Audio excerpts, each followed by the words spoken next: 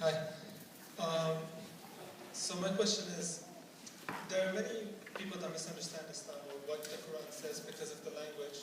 And for example, I speak Arabic, but still, when I read the Quran, I still can't understand many of the words. So, and I believe that some teachers, for example, misunderstand the language and they teach it with a misinterpretation. My question is, how can we learn the real interpretation from the misinterpretations? And over the years, when the teacher misinterpreted, or if they did misinterpret, my question is, the misinterpretations follows every year, and so on, people misunderstand, and the idea gets lost or something? That's my question.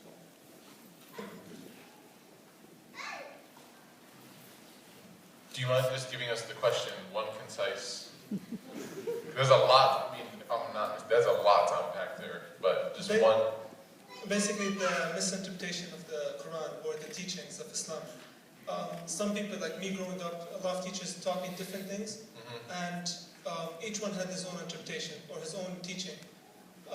My question is, how do I know which one is the right interpretation to learn from? So when you talk about any teaching, there's always going to be the discretion of the one who's teaching, the teacher.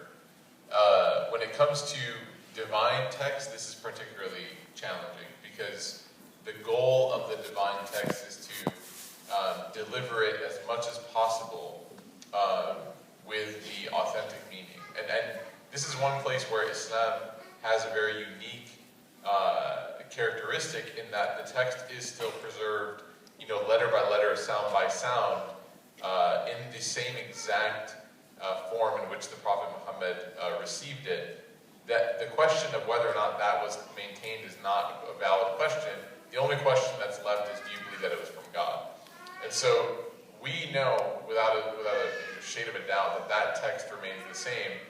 However, language is an inherently limiting thing. So language is something that is, up to the discretion of interpretation, and it's also very limiting. For example, when I was in England, I was very confused for a very long time at where my luggage was in the car because they kept telling me to check the boot. So I kept looking at my shoes, and I had no idea, right, that the boot of a car was in fact what we would call the trunk. Now, we know that those are the same things, but they are two very different words. And so that's just an example of how language can be very limiting in the sense that there are certain inherent limitations that are built into it. Now, just from a very one-on-one level, how do we understand the Quran in the way it was meant to be understood? There's two things that are very important. Number one is that the person has to become familiar with the prophetic teachings of what the verses were referring to, what was the context in which they were revealed, and what the language of the verse means itself. There were many, many narrations where the Prophet Muhammad would explain a certain word or explain a certain phrase in a way that gives us a detailed understanding of what it means, okay? There are some words in the Quran that are inherently left open, and that is not a knock on its understanding, but actually it lends itself to its miraculousness because one word can have many different meanings, and it provides many different areas and avenues of guidance for the same person, right? For the same person. So there are a couple different realms, but the second thing I would say beyond going back to prophetic narrations of interpretation is that a person does have to have an understanding that the Quran is understood in levels.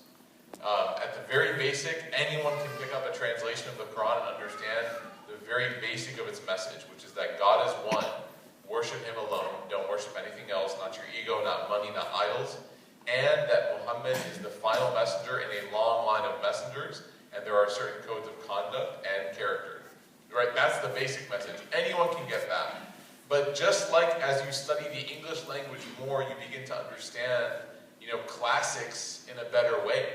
And just like as you study any language more, you begin to understand it better. As you study the Quranic Arabic language, you may begin to understand deeper meanings of those original prophetic narrations that you may once have not understood.